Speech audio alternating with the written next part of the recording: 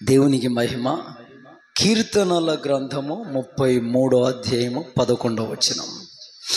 త్వరగా చదవండి. 1:30 వరకు క్లోజ్ చేసుకుందాం. హాఫ్ అన్ అవర్ వాక్యం వినండి. యెహోవా ఆలోచన సదాకాలము నిలుచును. చాలు. దేవునికి మహిమ కలుగునుగాక. ఆమేన్.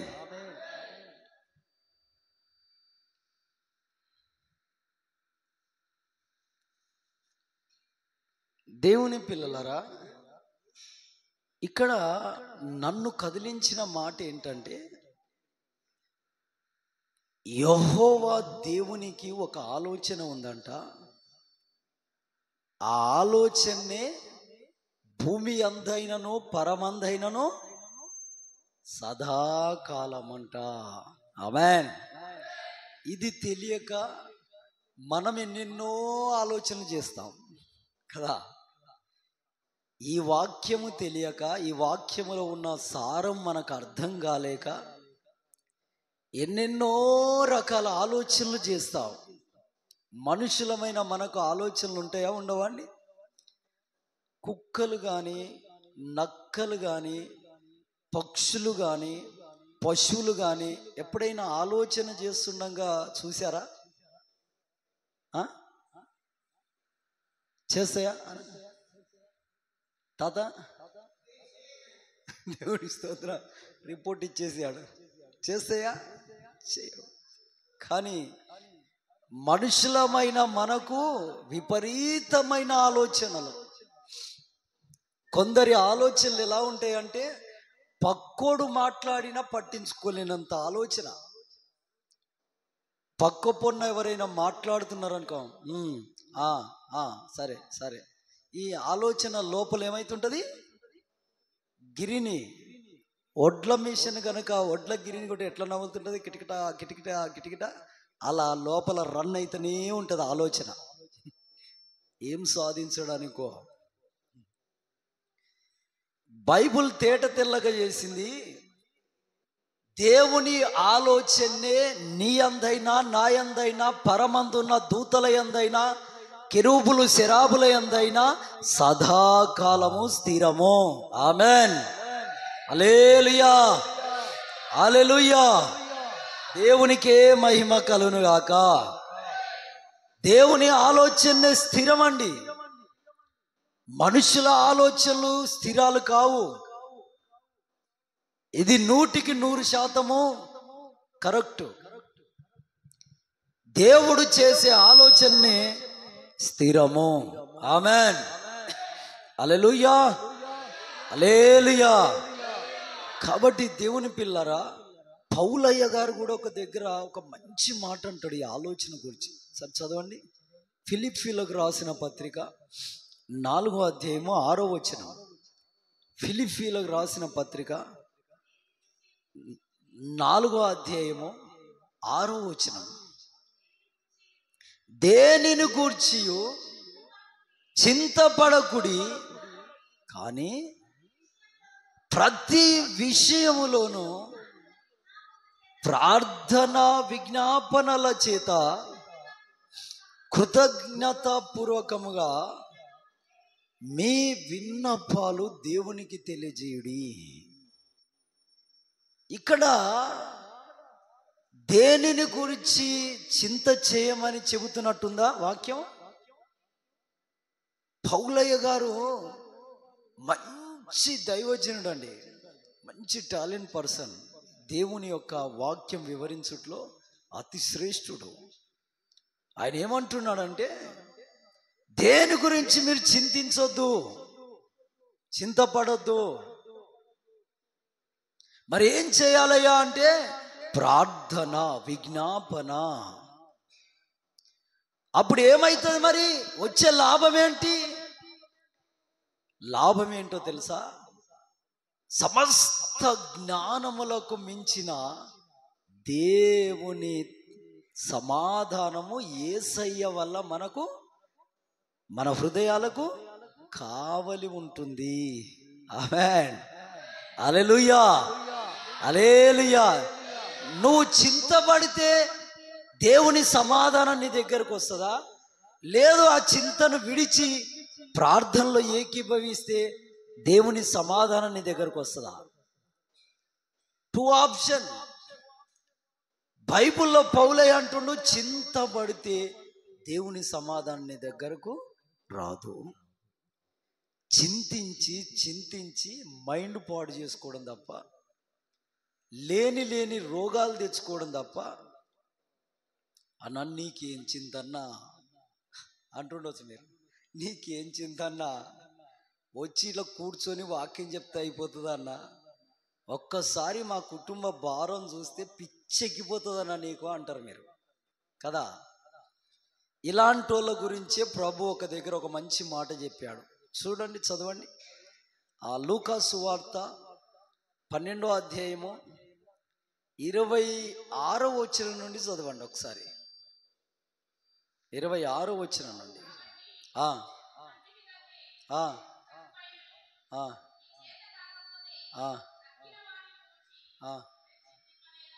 అగో ఇంకా అగో పువ్వులు ఎలాగ ఎదుగుచుండెనో ఆలోచన చేయడి. అవి కష్టపడవు, వడుకవు, అయినను తన సమస్త వైభవంతో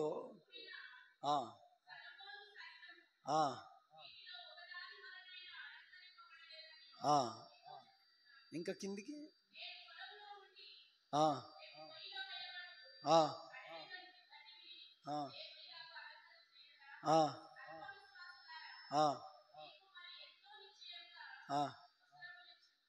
ఆగు. పొలములో ఉన్న గడ్డి గురించి దేవుడు చింతిస్తున్నాడంటే మిమ్మును గురించి నేను చింతించట్లేదా అంటున్నాడు దేవుడు.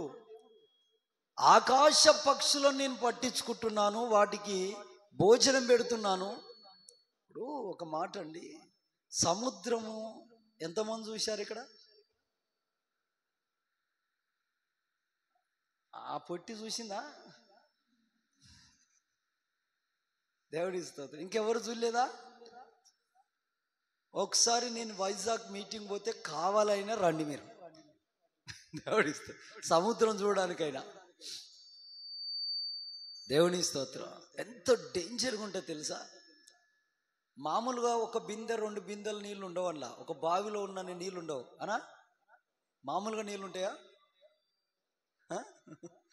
సముద్రంలో నేను ఆ ఒడ్డున నిలబడి చూస్తే మొత్తం వాటరే. ఒకరోజు కావాలని ఏం చేశానంటే, నేను ఒక స్టీమర్లో వెళ్ళాను లోపలికి. ఒక స్టీమర్లో డబ్బులు ఇస్తే తీసుకెళ్ళారు. ఒక 15-20 కిలోమీటర్లు తీసుకెళ్తారు సముద్రంలో. ఒక 6 కిలోమీటర్ల వరకు వెళ్ళేసరికి అన్ని నీళ్ళు నా లైఫ్లో చూడలే. మొత్తం వాటరే. జస్ట్ మిస్ అయినవా తల వెంట్రుకు కూడా దొరకదు అక్కడ. అంత డేంజరస్ సముద్రం. ఎంత లోతుందో తెలియదండి దేవుని పిల్లరా. ఆ సముద్రంలో త్రిమింగలాలు ఎంత ఉంటాయండి? ఒక్కొక్క త్రిమింగలము జనరల్గా ఈ చర్చ్ అంత ఉంటాయి.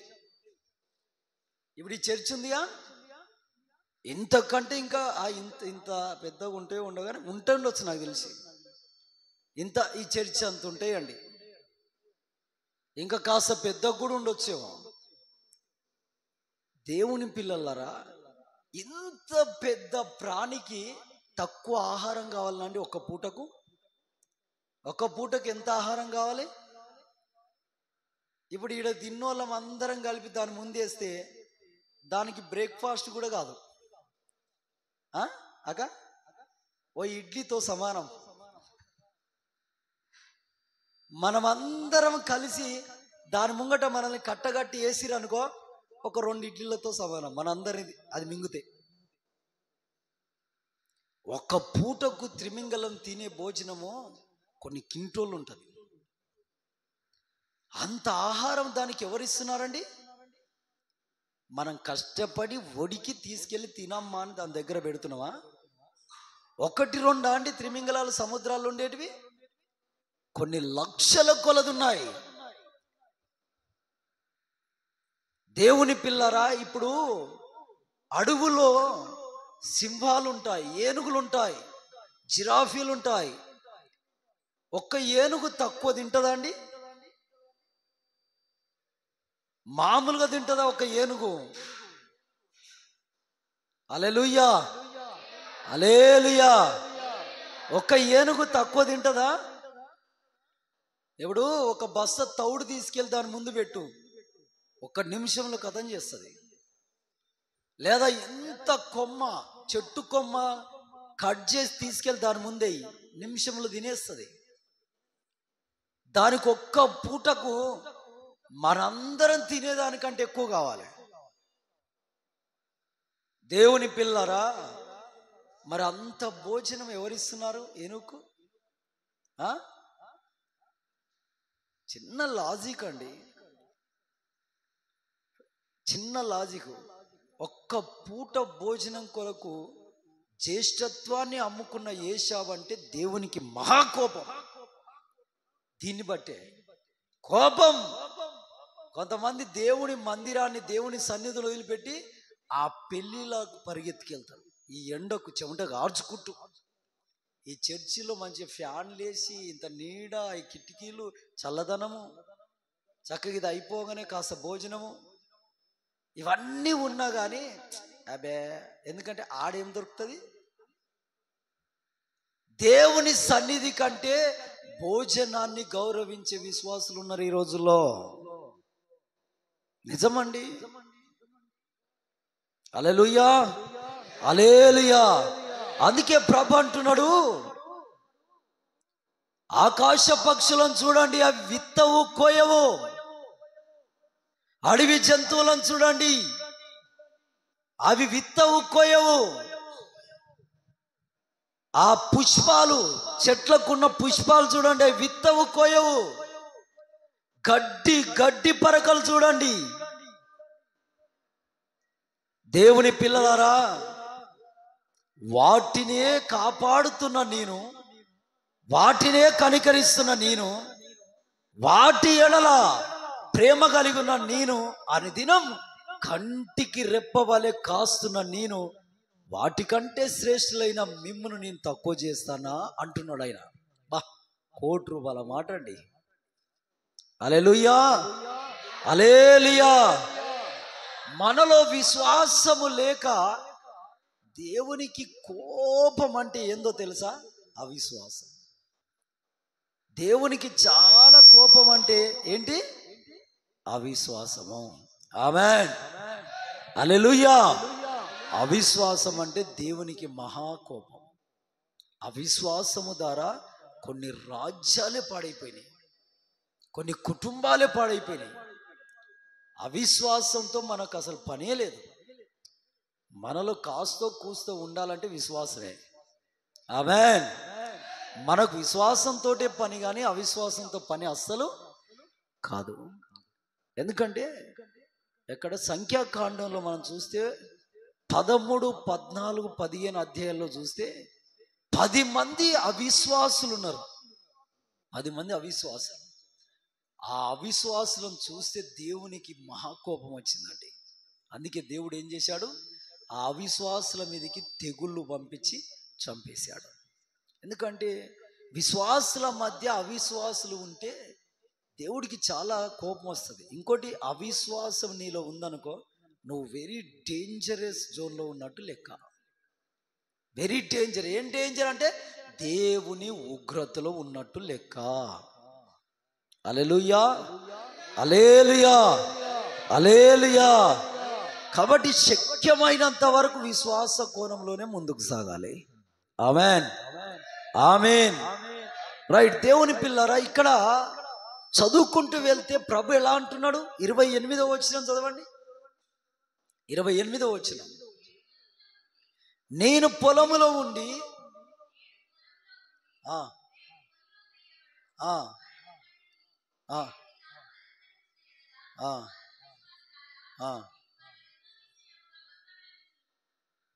ఏమంటున్నాడు దేవుడు? అల్ప విశ్వాసులారా అంటున్నాడు. చూడండి, ఎవరి ఆలోచన మనకు స్థిరము, మనకు లైఫ్ లాంగ్ దేవుని ఆలోచన. ఆమేన్, ఆమేన్. కొంతమంది దీర్ఘ ఆలోచనలు చేస్తారు, వాళ్ళ స్వాలోచనలు, సొంత ఆలోచనలు మామూలుగా ఉండవండి. ఆలోచనలు అబ్బో ప్రపంచాన్ని తగులబెట్టేటట్టుంటాయి, కొంపలు కొంపలు కూల్చేటట్టుంటాయి ఆలోచనలు. నిజమండి, భయంకరమైన ఆలోచన చేస్తారు.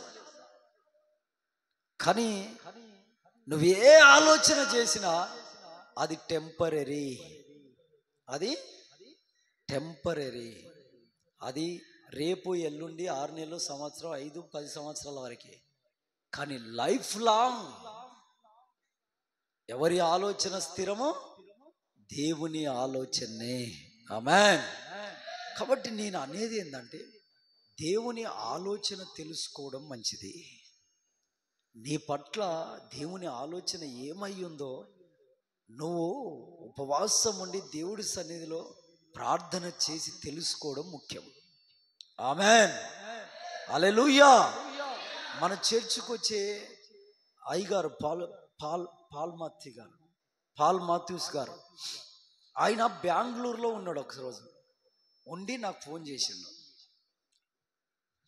ఫోన్ చేసి ఏమన్నాడంటే, ఇజ్రాయెల్, ఒక సంఘము నాకు చూడు, ఒక చర్చి నేను చూసుకుంటా, ఒక సంఘమును నేను చూస్తా, ప్రతి ఆదివారం నేను వాక్యము చెప్పాలనుకుంటున్నా, కాబట్టి ఒక సంఘాన్ని చూడు, ఒక డోలు కొట్టే అబ్బాయిని నాకు అప్పగించు, నేను క్రమం తప్పకుండా సంఘాన్ని చూసుకుంటా, మంచి అభివృద్ధి చేస్తా అని అన్నాడు. సర్లే, పెద్దయ్య గారు అడిగారు కనుక నాకు కూడా ఆశ కలిగి, ఇక ఏదో ఒక సంఘం, పిల్లాయి పెళ్ళిదో, పోచం పెళ్ళిదో, చౌటుప్పలదో, లేదా కళానగర్దో, ఇంకేదైనా ఒక నూతన సంఘాలు ప్రారంభించబోతున్నాగా, ఏదో ఒకటి ఇద్దామనే ఒక ఆలోచన ఉండే. ఏదో ఒకటి అప్పగిస్తే అయ్యగారు మంచి నడిపిస్తారు కదా అని నేను నా మనసులో అనుకున్నాను. అలా అనుకుంటూ సరే ప్రార్థన చేసి ఏ సంఘం అప్పగించాలి దేవునికి అడుగుదాం అని ఒక 3 రోజులు ఉపవాసం ఉండి దేవుడి సన్నిధిలో ప్రార్థన చేశాను. నడుముకు ఒక టవల కట్టాను, ఇక మోకాలు వేసాను, ఇక నీళ్ళతో ప్రార్థన చేస్తున్నాను. ఒక దినం అయిపోయింది. 2వ దినం కూడా ఉపవాసం ఉన్నాను. 2వ రోజు కూడా ప్రార్థన చేశాను. ఇక 3వ దినం ఉపవాసంలోకి వచ్చాను. 3వ రోజు ప్రార్థన చేస్తూ ఇక ఉపవాస ప్రార్థన ఇక లాస్ట్ డెడ్ లైన్కి వచ్చే ఛాన్సెస్ ఉంది. లాస్ట్ ఇక ముగించే సమయం వస్తుంది. ఇంకో గంటన్నర అయితే ఉపవాస ప్రార్థన 3 దినాలు అయిపోతుంది. No answer. దేవుని దగ్గర నుండి ఎలాంటి జవాబు రాలే. ఏ సంఘం అప్పగించాలో, ఏ సంఘం ఇవ్వాలయ్యా అని ప్రార్థిస్తుంటే, అప్పుడు చివరిలో ఇంకొక 15-20 నిమిషాలు ఉపవాస ప్రార్థన ముగిస్తున్న ముందు నాకు ఒక పరితాపమైన ప్రార్థన, దుఃఖం పట్టలేనంత ప్రార్థన, పరవశములోకి వెళ్ళేటువంటి ప్రార్థన, ఒక భారభరితమైన ప్రార్థన నన్ను కమ్ముకుందండి. అప్పుడు నేను కన్నీళ్లతో భారం కలిగి ప్రార్థన చేస్తుంటే మెల్లగా ఒక స్వరం నా దగ్గరకు వస్తుంది. ఆమేన్, హల్లెలూయా. అలా నేను డీప్గా కన్నీళ్లతో నా కన్నులు నిండిపోయినాయి. మొత్తం వాటర్తో ముక్కంతా నిండిపోయింది. ఇక నోటి వెంట ఇలా జలుగురు కారుతుంది. అప్పుడు ఒక ఆయన తెల్లని వస్త్రాలు వేసుకొని అంత దూరాన ఆకాశం ముందు నిలబడి నాతో మాట్లాడుతున్నాడు. ఏమని తెలుసా? నేను అతన్ని సువార్తికుడిగా అభిషేకించాను. ఆమేన్. అతడు సంఘానికి కాపరి కాడు, అతడు సువార్తికుడు. ఆమేన్ అని ఎప్పుడైతే ఆ స్వరం నేను విన్నానో, ఆ దర్శనం చూశానో, వెంటనే ఇక కళ్ళు తెరిచి జవాబు వచ్చిందని సంతోషించి ప్రభుని కీర్తించాను. ఒక పాట రాసుకున్నాను అప్పుడు. ఊహకు మించిన కార్యము నీదేనయ్యా, అల్పుడనైనా నా జీవితాన ఊహించలేని నీ ఘన కార్యములు. యెహోవా నిస్సి నా జయము నీవే, యెహోవా ఈరే నా బలము నీవే, యెహోవా నిస్సి నా జయము నీవే, యెహోవా ఈరే నా బలము నీవే. ఊహకు మించిన కార్యము నీదేనయ్యా.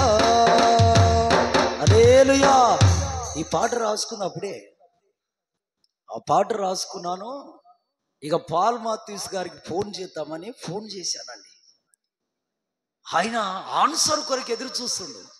ఫోన్ చేసి, అయ్యగారు నాకు దేవుడు చెప్పాడు, మీరు సంఘ కాపరి కారు, మీరు సువార్థికులు, సువార్థికుడి అభిషేకం నీపై ఉంది అనేసరికి ఒక అరగంట మాట్లాడాడండి భాషలతో. ఫోన్లోనే లౌడ్ స్పీకర్ పెట్టాను, ఒక అరగంట మాట్లాడాడు భాషలతో. వాళ్ళ కూతురు వచ్చి ఫోన్లో నాతో అంటుంది, ఏం జరిగింది ఇజ్రాయెల్, ఏమైంది ఇజ్రాయెల్ అంటే వాళ్ళు ఎవరిని పట్టించుకోవట్లేదంట. అయ్యగారు కన్నీళ్లతో ప్రభు వైపు చూసి ఏడుస్తూ భాషలు మాట్లాడుతూనే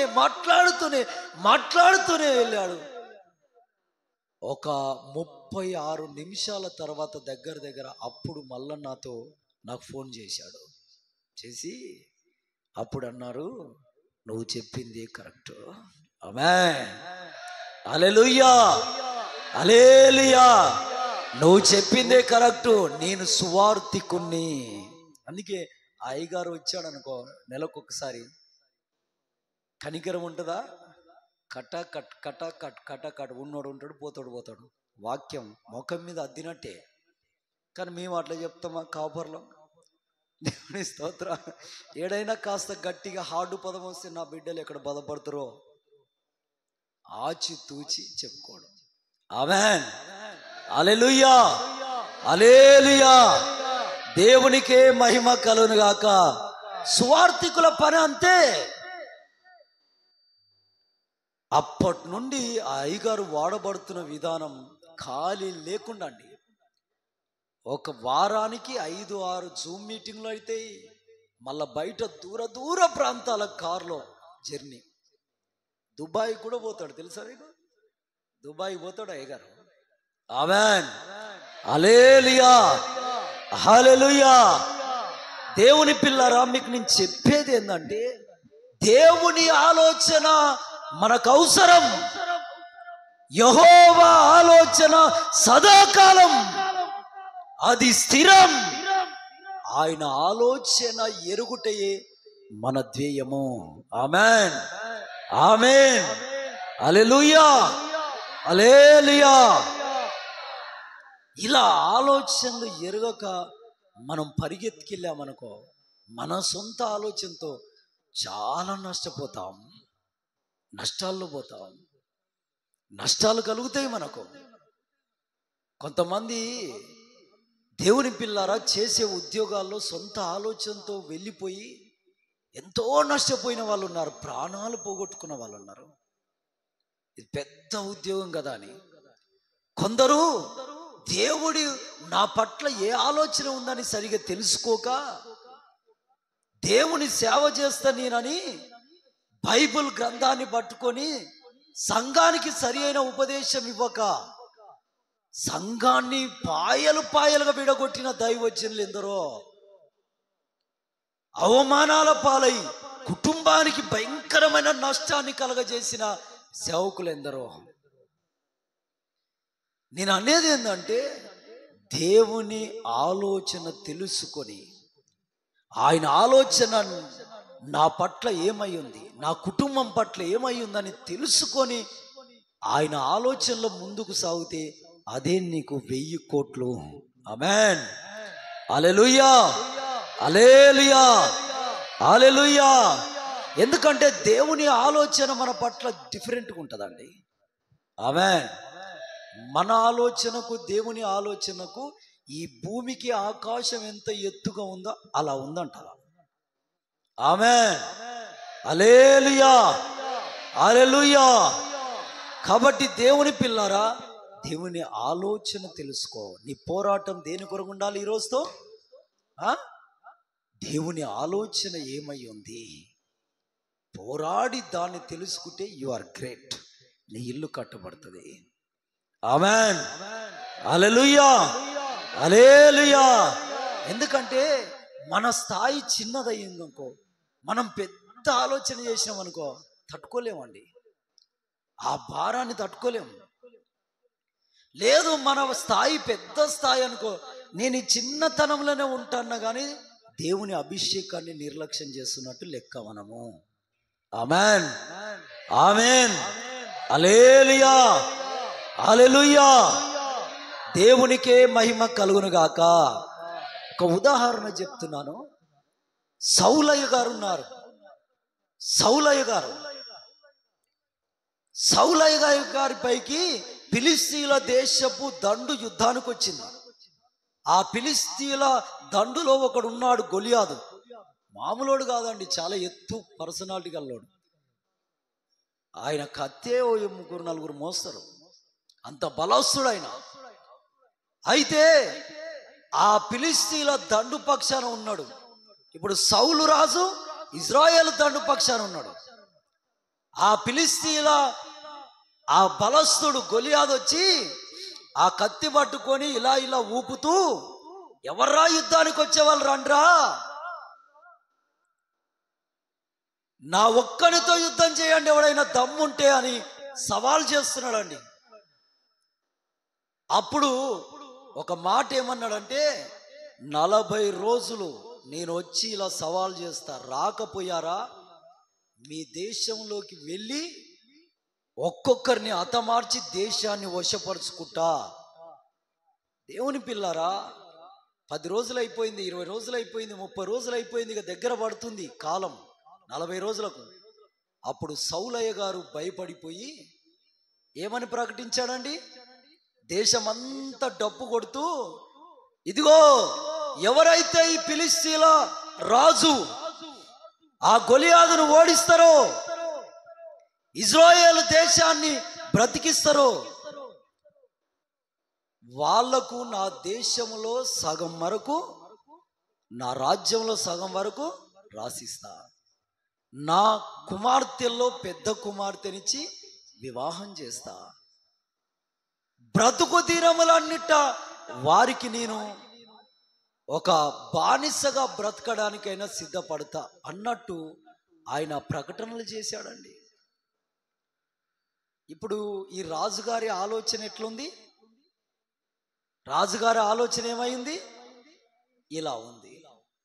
కానీ దేవుని ఆలోచన, సమూయేలయ్య గారు మోకాలేసి చేతులెత్తి దేవుని ఆలోచన ఏమై ఉందో వెతుకుతున్నాడు.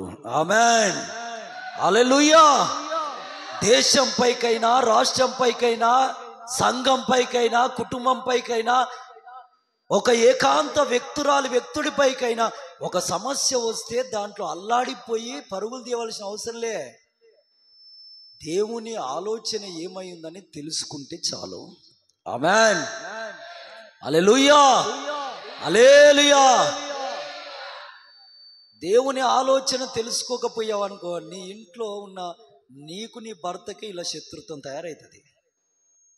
నీ ఇంట్లో ఉన్న నీకు నీ అత్తకే ఇట్లా శత్రుత్వం తయారవుతుంది.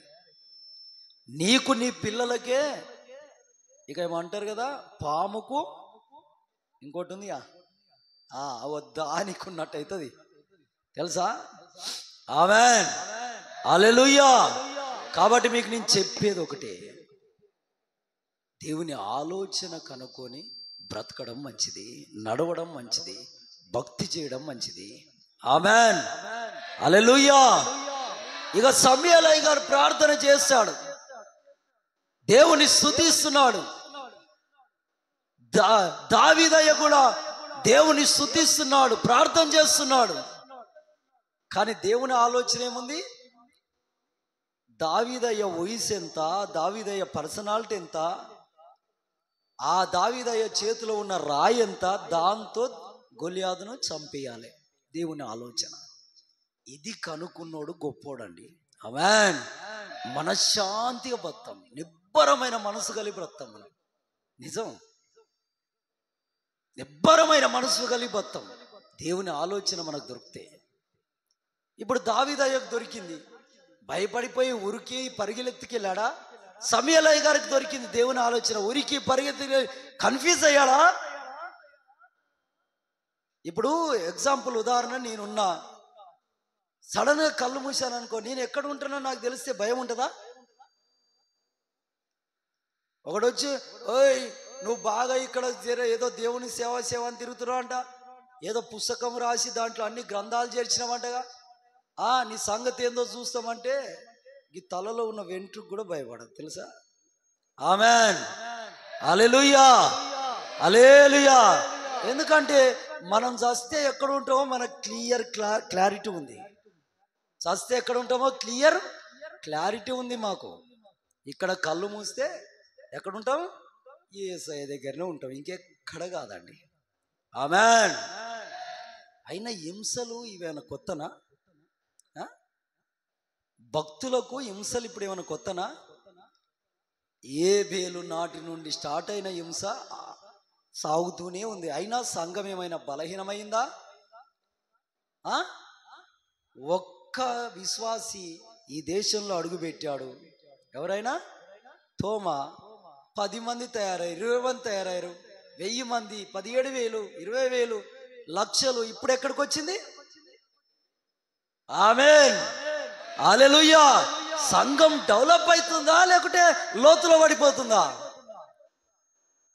ఇప్పుడు దరిదాపు మొదటి శతాబ్దం నుండి ఇప్పుడు చూసుకుంటే 2000 సంవత్సరాలు, 2000 సంవత్సరాలు ఎంతమంది హతమైపోయారు?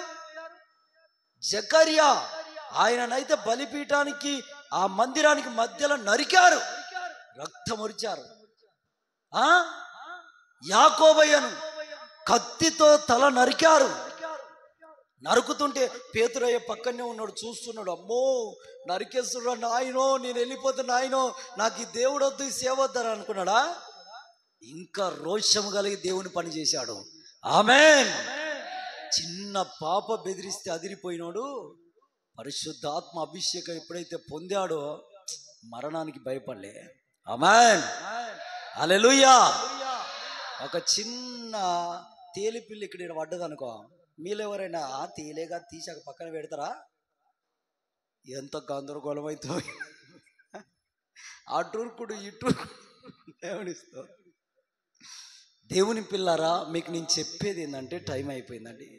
హల్లెలూయా, హల్లెలూయా, హల్లెలూయా, హల్లెలూయా.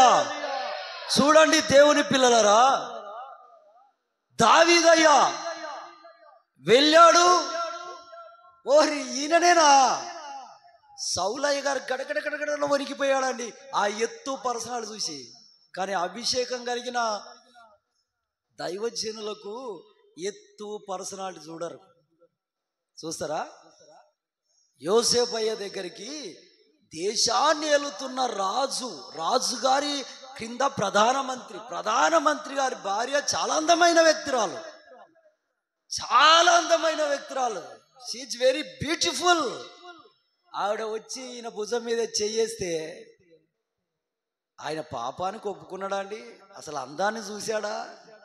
పనికి మళ్ళా నా దేవుడు నాకు గొప్పడు. ఆమేన్. హల్లెలూయా, హల్లెలూయా. నిండు అభిషేకం కలిగిన వాళ్ళు అందాన్ని లక్ష్య పెట్టరు. ఆమేన్. సౌందర్యాన్ని లక్ష్య పెట్టరు. ఆమేన్. హల్లెలూయా, హల్లెలూయా. కొంతమంది దైవజనులను చూస్తే నాకు పరవశం అవుతుందండి. వాళ్ళకు దేవునికి ఎంత దగ్గటి సంబంధాలు ఉంటాయో తెలుసా? ఒక మనిషితో మాట్లాడినట్టే మాట్లాడుతుంటారు ఇట్లా దేవునితో. అసలు నాకు ఆశ్చర్యం వేస్తుంది వాళ్ళని చూస్తే. హల్లెలూయా. అసలు ఎంత రిలేషన్ దేవునికి వాళ్ళకు, ఎంత దగ్గటి బాంధవ్యాలు ఉన్నాయి చూడండి. మనం పొద్దున్న లేస్తే గాలికి తిరుగుతాం లోకంలో, మనకు దేవునితో మనకేం సంబంధం అన్నా. ఆదివారం ఒక పూట దేవుడికి మహిమ, శుక్రవారం ఉపవాస ప్రార్థనకు వస్తాం, లేకుంటే జంపు, దేవుడి స్తోత్ర, ఏదో ఒక పనిలో ఉంటాం. హల్లెలూయా, హల్లెలూయా, హల్లెలూయా. దేవుని పిల్లారా, మీకు నేను చెప్పేది ఏంటంటే, దేవుని ఆలోచన ఎరిగి ముందు అడిగి. దావీదయ్య వెళ్ళాడు, ఆ ఎత్తు పర్సనాలిటీ ఎంత ఉంటే నాకేంది, నీ కత్తి ఎంతమంది మోస్తే నాకేంది, మనకేంది, నీకు ఎన్ని కోట్ల సాహుకారం అయితే నాకే, నాకు కావాల్సింది దేవుడు చెప్పింది చెయ్యాలి, వెళ్ళిపోవాలంతే. వచ్చాడు, కథం ఒడిశల్లో రాయి పెట్టాడు, తిప్పాడు, కొట్టాడు, చంపాడు, తల నరికాడు, తీసి అక్కడ పడేశాడు, వెళ్ళిపోయాడు. ఆమేన్. వాళ్ళ గురి, వారి గమ్యం, వాళ్ళ లక్ష్యం అలాగే ఉంటుంది అంతే. దేవుని అభిషక్తులు, దేవునితో మాట్లాడేవారు, దేవుని పని తప్ప ఇంకాడ నువ్వు 100 తీసుకొచ్చి పెట్టినా, దేవుడు చెప్పాడా ఒక ఇంటికి పోమ్మని, వాళ్ళకి చెప్పవలసిన అవసరం లేదు, టక్కుని వెళ్ళిపోతారు. వాళ్ళకి ఏందో చెప్పవలసింది చెప్తారు, ప్రార్థన చేసి చేస్తారు. లేదంటే కొన్నిసార్లు ఉత్తగా వెళ్ళిపోయి దేవుడు వెళ్ళమంటే వెళ్ళి ఆ ఇంట్లో అడుగు పెట్టొస్తారు. ఎందుకంటే అక్కడ ఏం జరుగుతుందో అద్భుతం అది ఆయనకు తెలుసు. కానీ దేవుడు ఎటు తిప్పితే అటు తిప్పేటోళ్ళే ఆత్మీయులు, అభిషక్తులు. ఆమేన్. కొంతమంది విశ్వాసులు ఏం ఎరగనోళ్ళు, ఈయన ఎందుకు వచ్చినట్టు, ఎందుకు పోయినట్టు, వాళ్ళకి ఏం తెలియదు. కానీ 10 రోజులకు 20 రోజులకు అర్థమవుతుంది, అరే ఇంట్లో ఇంత అద్భుతం జరిగింది ఏంటి, నేను ప్రార్థన చేస్తేనే జరిగింది వచ్చి సాక్ష్యం చెప్తుంటారు. దేవుడి స్తోత్రం. ఇంకొంతమంది ఫలాని పాస్టర్ గారికి మేము ప్రార్థన ఏమని రాసి ఇచ్చినాం, ఆయన చేస్తేనే అయినట్టుందేమో ఆలోచన. కాదు కాదు, ఒక దైవజనుడు ఎందుకు నీ ఇంటికాడికి వచ్చి అడుగు పెట్టి వెళ్ళాడో అగో అందులో ఉంటుంది మర్మం, నువ్వు ఆలోచిస్తే. ఆమేన్, హల్లెలూయా, హల్లెలూయా. దేవునికే మహిమ కలుగును గాక. ఆమేన్, హల్లెలూయా. దేవుని ఆలోచన, సౌలయ్య గారి ఆలోచనేమో ఒకటి, కానీ దేవుని ఆలోచన ఒక్క రాయితో చంపేయాలి. ఆమేన్. అది చిన్నోడితో. ఆమేన్, హల్లెలూయా, హల్లెలూయా. దేవుని ఆలోచనలు అలాగే ఉంటాయి, ఆశ్చర్యంగా ఉంటాయి, అద్భుతంగా ఉంటాయి. కానీ మన ఆలోచనలు రకరకాలు. ఒక తలమాసి ఉంది బైబిల్లో, ఎవరామె? నయోమి. ఆమె ఏం చేసింది, బెత్లెహేము దేవుని సన్నిధి వదిలిపెట్టి నేను బతుకుతా అని మోయాబుకి వెళ్ళింది. వెళ్ళి ఇల్లు ఏమన్నా నిలబెట్టుకుందా అండి? తన ఆలోచన ప్రకారం వెళ్ళింది. ఇల్లు కట్టుకుందా? ముగ్గురిని చంపుకుంది. భర్తను, 2 కుమారులను చంపుకొని ముగ్గురు కూకున్నారు ఇట్లా మూర్తులు. ఏం చేద్దాం? ఇల్లంతా కాలిపోయాక అప్పుడు అంటుంది, యెహోవా నాకు విరోధుడయ్యను. ఎవరి మీద నింద మోపుతుంది అంటే, ఈమె సూర్యుని దిక్కు తూ అని ఊస్తే ఎవరి మొక్క కనబడుతుంది? దేవుడి మీద అపనింద వేద్దామంటే అవుతుందా? అయినా ఆయన నిందలు తెచ్చుకునే పని ఎందుకు చేస్తాడు? ఆమేన్, హల్లెలూయా, హల్లెలూయా. కాబట్టి దేవుని పిల్లలారా, ఆమె తర్వాత ఆలోచించింది.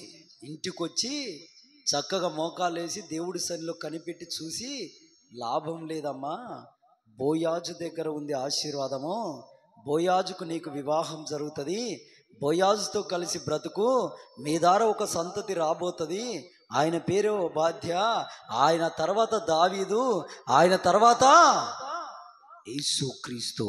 ఆమేన్, హల్లెలూయా, హల్లెలూయా. దేవునికి మహిమ కలుగునాక. దేవుని ఆలోచన తెలుసుకున్నాక నిబ్బరమైన మనసు కలిగి బ్రతికింది. మీరెవరి ఆలోచన కొరకు పోరాడాలిగా?